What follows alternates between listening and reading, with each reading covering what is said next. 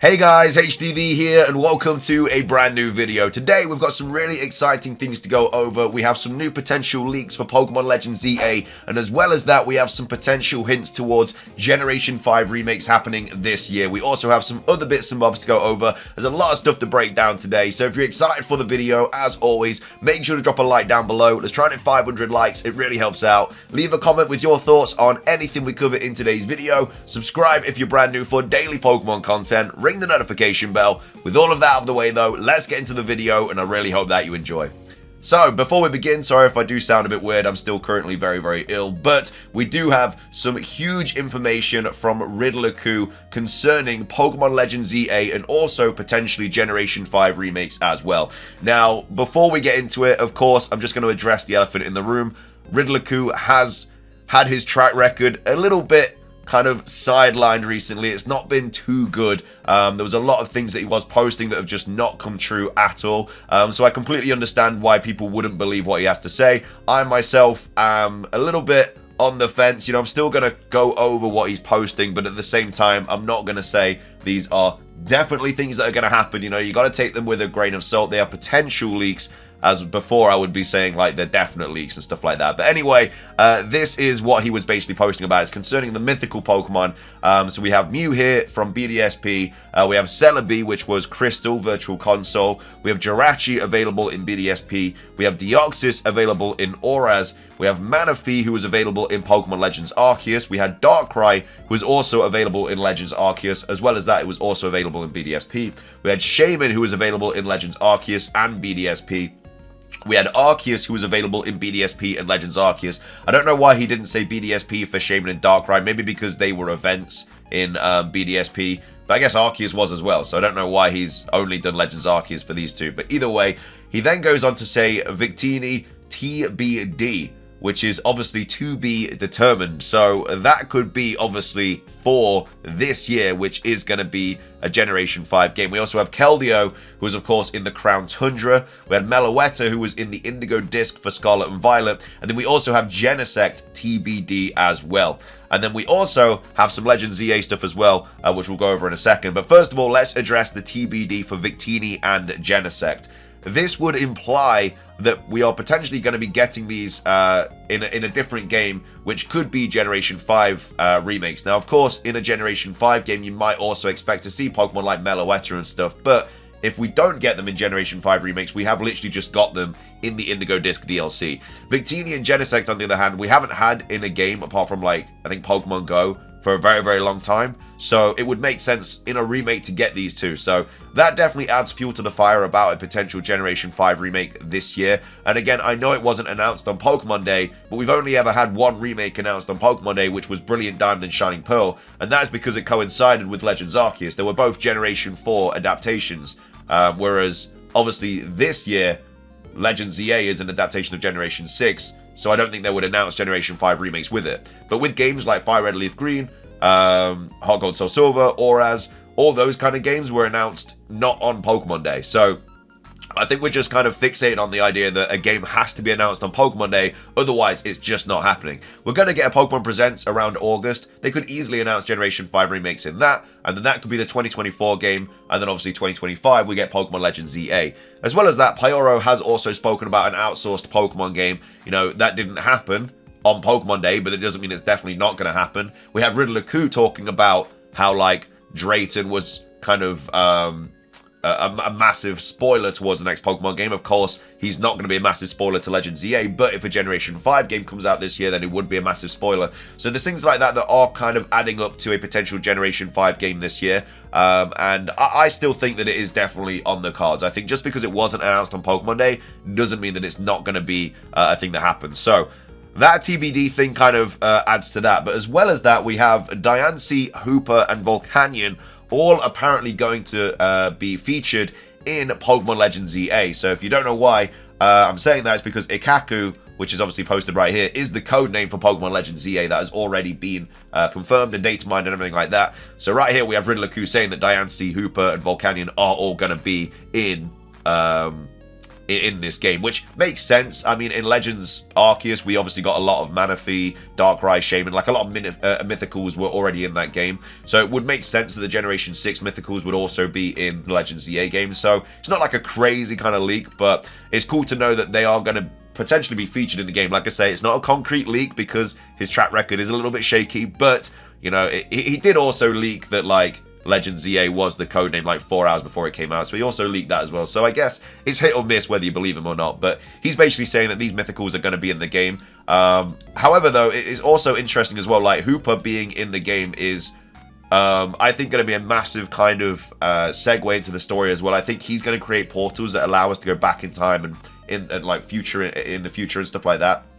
I think the Hooper's going to play a massive part, but it's really cool to see that Diancie, Volcanion, and Hooper are supposedly going to be in the games. But anyway, that's all the latest leaks and potential leaks, should I say, potential rumors and stuff for Pokemon Legends ZA and the future of Pokemon this year. As well as that, kind of also coincides with this that we also spoke about earlier on in the week, which is Pokemon Works, which has just been announced. It's a new subsidiary for Pokemon. The Pokemon Company has registered a new subsidiary called Pokemon Works and is located in the same building as ILCA. We have no idea what this is about, but we can speculate that the Pokemon Company and ILCA have set up a support studio to help Game Freak develop new games in the future. So, as we all know, Game Freak are only working on Legends ZA this year.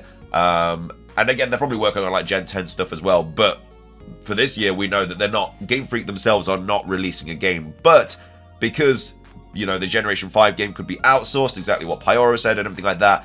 You know, that could be ILCA, it could be to do with Pokemon Works. It's very interesting they've announced this. Well, they haven't announced it, but obviously it's been trademarked and stuff. So maybe Pokemon Works and ILCA are working on this Generation 5 game, and then obviously Game Freak themselves are working on Legends ZA. So it would not surprise me if that was the case. And again, I know that people also don't want ILCA working on a new game, but at the end of the day, you have to remember that, you know, they didn't want it to be chibi style, and, you know, the only thing you can blame ILCA for is obviously the bugs and stuff, like all the duplication stuff. Obviously, it was like fraught with bugs as well. Like the games were still obviously playable, but there was a lot of issues that they did sort out, but it took a very long time. But all in all, you know, there was a lot of positives as well from BDSP, like shiny hunting the Mythicals and stuff like that. So yeah, it's apples and oranges really, like whether you like them or not. But, you know, maybe Pokemon Works, they've got more help on it and stuff, so they would be a lot better. So I'm still kind of convinced that we are going to see Generation 5 games this year, and that's going to have Victini and Genesect in. And then obviously next year for Legends ZA, we're going to have Ikaku and stuff. So we'll have to wait for the next Pokemon Presents. If it doesn't get announced in the next Presents, then fair play, we're not going to get anything this year. I don't think they just shadow drop an announcement. I think that's very, very unlikely. But either way, that's all the Legends ZA and also the Pokemon potential Generation 5 games this year. Moving on, we have a new update as well. We've got a new global challenge that's just been announced. So Cerebi update, the next Pokemon Scarlet and Violet online competition has been announced. The Global Challenge 2024-3 runs standard VGC rules. Registration opens next week, March the 21st.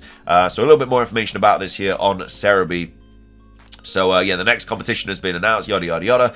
The battles run from midnight UTC on the 29th of March through to the 31st of March, 23:59 UTC. The competition also gives 10,000 league points to all players who complete 3 or more battles. So there's nothing crazy, really. You just get 10k league points if you just do 3 battles, you know, win or lose. Nowhere near as good as like the other ones where you get like gold bottle caps and ability patches and stuff. It's just 10,000 league points. Again, really, really bad rewards. I don't know why they don't just give us blueberry points, because that would actually make people want to play them. But 10,000 league points just isn't really a lot. It's not really worth it, in my opinion. If you're only going to do these battles to get those rewards, it's probably not worth it.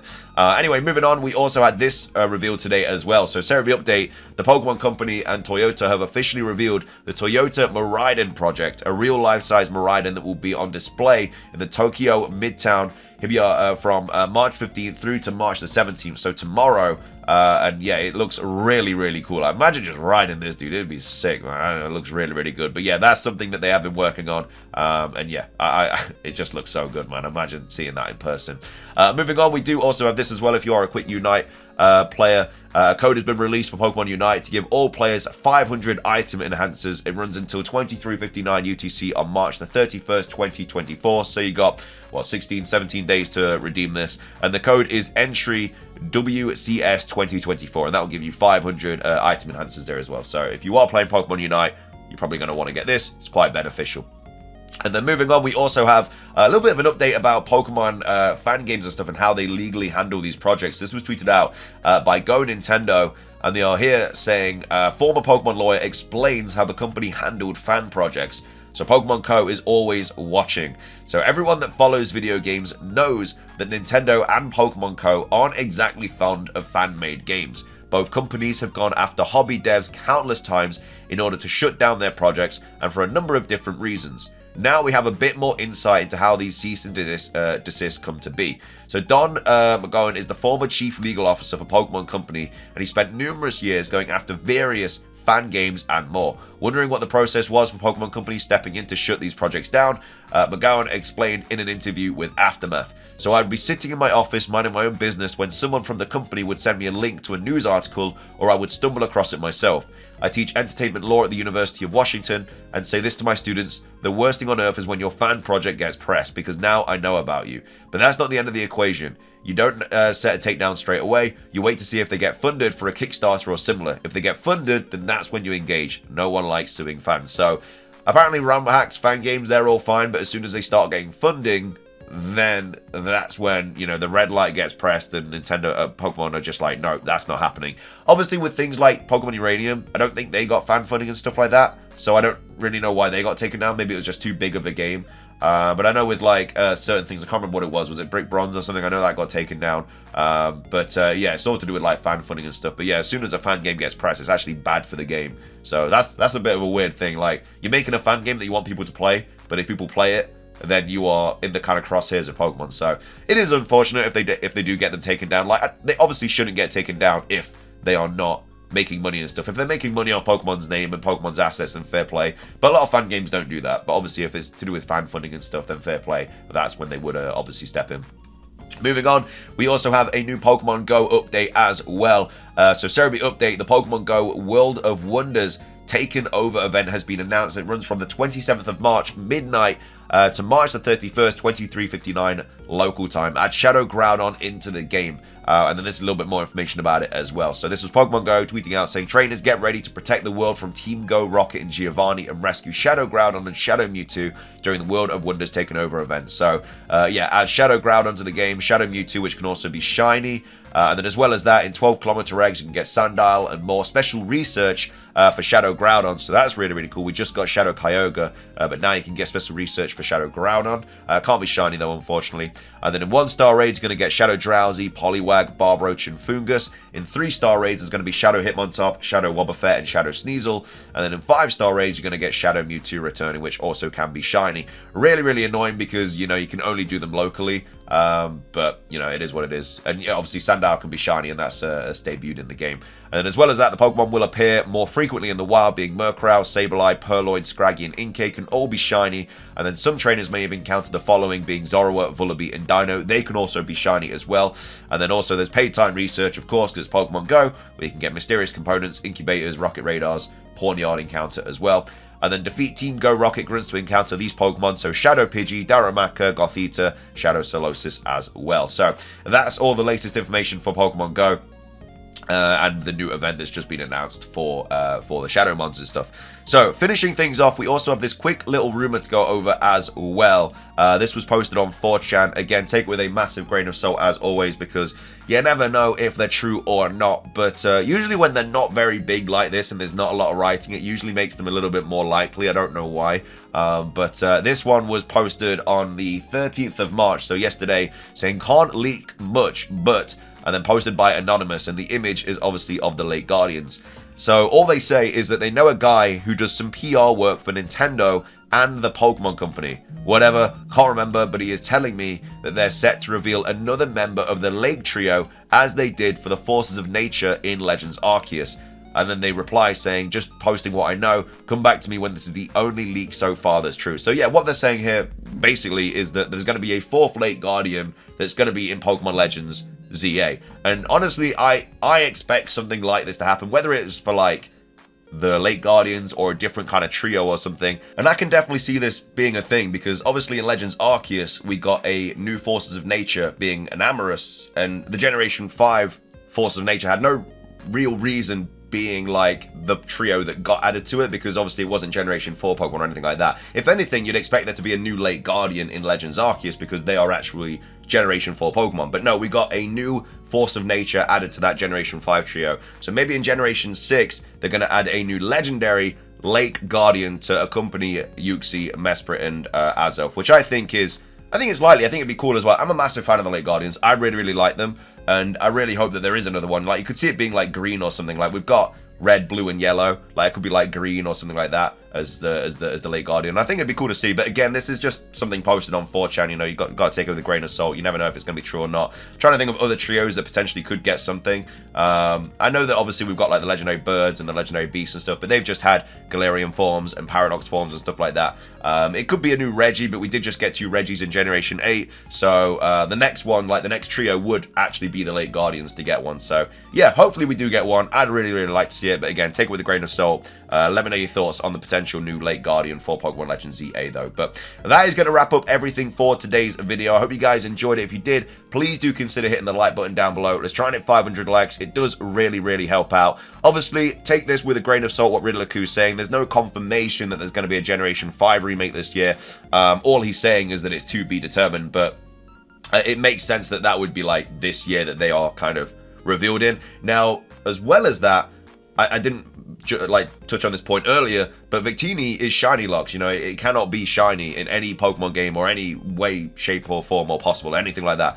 However, though, if Ilka work on this game, that means that Victini might get an event and it might be shiny huntable. The same with Genesect as well. I know you can get shiny Genesect already in like Pokemon Go and stuff, but it would be cool to be able to like shiny hunt it in these games as well. So if this was actually made by Ilka, you might be seeing 2 shiny Pokemon that before have been very difficult or just impossible to get. And then obviously the confirmation that potentially we could be seeing these mythicals as well in Pokemon Legends ZA. So let me know your thoughts on that, and also let me know your thoughts on everything else that we covered today. Global Challenge, all the Miraidon stuff with the Toyota stuff. Make sure to redeem this if you're playing Pokemon Unite. What are your thoughts on the whole Van game situation, and then also the Pokemon Go stuff, and then also what are your thoughts on this rumor as well? Do you think we are going to be seeing another Lake Guardian in Pokemon Legends ZA? But yeah, thank you for subscribing, thank you for watching.